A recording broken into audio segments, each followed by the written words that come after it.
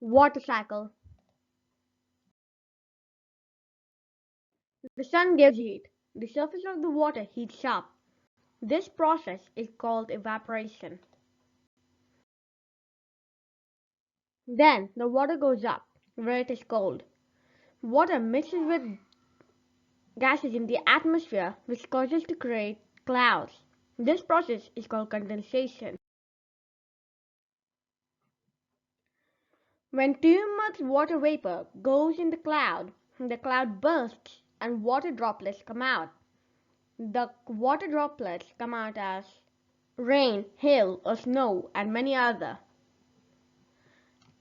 This process is called precipitation. A simple description of water cycle.